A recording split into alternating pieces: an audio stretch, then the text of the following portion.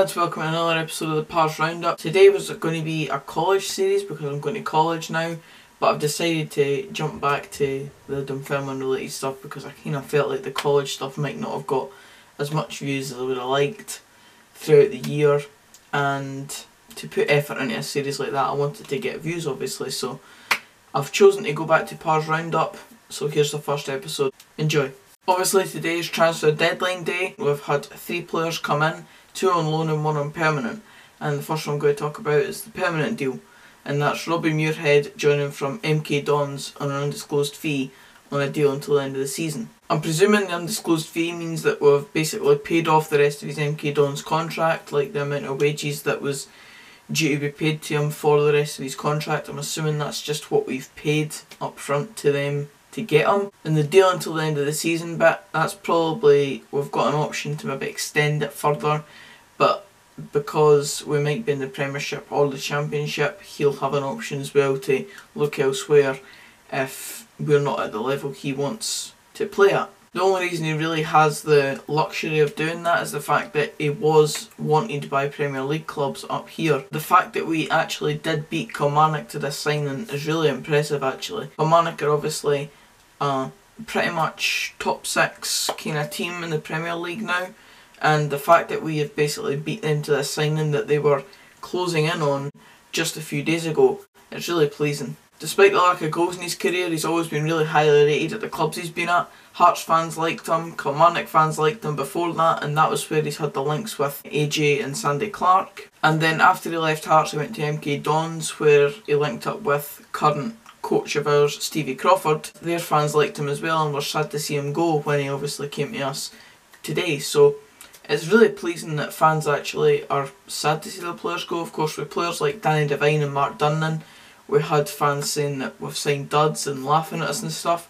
So it's pleasing that fans are actually being nice about it this time and giving a better opinion of players. In terms of what he'll give to us, obviously he'll give us that option of height because he's 6'2" I believe. He's also relatively pacey as well, so he offers both sides of it.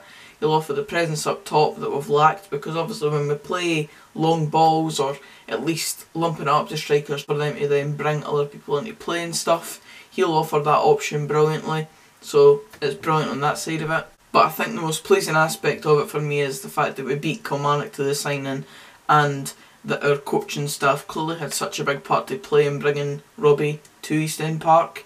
Obviously, as I said, AJ and Sandy Clark worked with him at Kilmarnock, so he's now linking back up with him.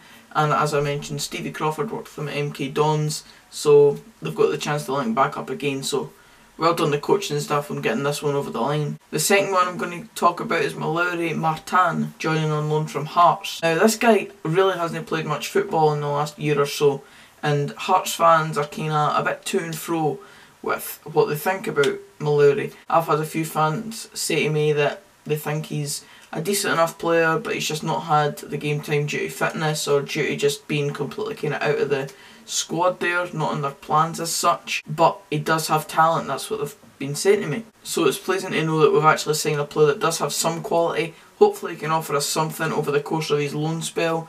We've got him for a full season, with Hearts having the option to bring him back in January if they like. So I'm kind of to and fro with this one. I wish we'd sign a defender instead of signing another midfielder. Maybe it's time for James Cragen to become our wing-back cover, as well as Lewis Martin when he comes back to full fitness.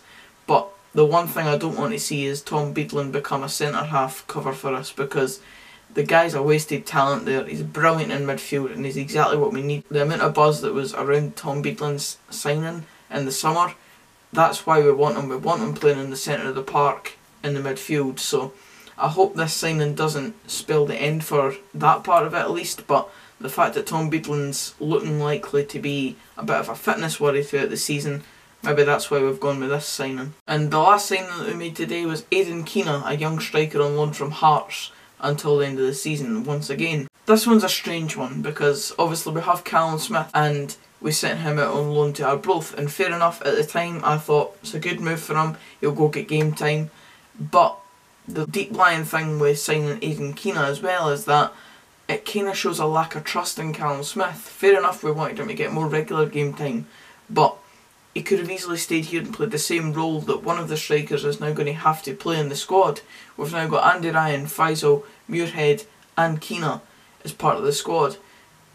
I just don't see why we needed to sign Keena, especially when we have been playing Miles Hippolyte up front here and there. And the fact that Keena's actually injured at the moment and we can't play him straight away, it's another weird one, but he's a good talent, and every Hearts fan that has said something about this signing has said that Keena's a cracking player and that he's got a lot of potential and he could do really well for us. He had a good loan spell at Queen's Park last season, so there's that side of it as well. So he's at least proven at some level. Again, we'll see how it goes. I'm looking forward to it and hopefully he can bang the goals in whenever he gets the chance. We're just going to quickly cover elsewhere in the Championship today. We're going to start off with Ray McKinnon possibly becoming Falkirk boss. I really don't understand this one. When Ray McKinnon was about to become Morton manager, he went on about how Dundee United kind of showed a lack of loyalty and a bit jumpy at the first opportunity to sack him. And now he's jumping at the first opportunity to leave Morton and join a sinking ship in Falkirk at the moment. Falkirk are obviously a bigger club than Morton, but the position that both clubs are in just now, the fact that McKinnon literally just joined Morton in the summer, I just don't get it. If this was the last word would be Bobag. Dundee United have signed defender Rashid Buhena. I really didn't care what to make of that game, so I'll just leave that. Partick Thistle have tried to fill the void of Tam O'Ware after they signed him in the summer. He got injured for literally this full season, so they've signed Daniel Jeffries on loan from Dundee until January. It's a bit of a mess signing in my opinion. It doesn't really fill the void in terms of quality of Tam O'Ware. That's the choice they've made. I wouldn't rate it at all, that signing. Ayr United have come out with a statement saying that Lawrence Shanklin will 100% be staying with Ayr United for the full season, and everyone in the Championship, every team, every fan sheds a tear at the same time. Queen of the South have signed Adam Frizzell on loan from Kilmarnock. I've always rated this wee guy. I thought that we could have maybe looked at signing him last season, but he went on loan to Livingston in January. If he gets the chance at Queen of the South, I feel like he will impress, and he's already joining a team that's doing really well already. With players like Stephen Dobie, you're never going to fail in terms of at least scoring goals a lot. I rate the signing, and I feel like Queen of the South will really outstretch what I predicted them to do this season. And last up, Alloa. They've signed Sam Roscoe on loan from Aberdeen, and they're looking likely to sign Connor Shields on loan from Sunderland. Again, two decent enough signings, although Alloa are admittedly going to struggle throughout this season to really challenge a lot of teams in the league. They'll not go down without any sort of fight, and that's not me just saying that they're 100% going to go down, but they're definitely going to put up a fight on their way there if they do eventually get relegated. And that's it for this episode, guys. Cheers for watching. If you did enjoy, please give it a like. Comment down below anything you think about the Dunfermline signings or anything else that happened in the Championship today, and subscribe for more of this type of content. I'll be doing this series maybe weekly, maybe fortnightly, depends on how much news there is to talk about, but I'll try and get it out as often as possible. The next video will be the matchday vlog, but until then, I'll see you later. Cheers, guys.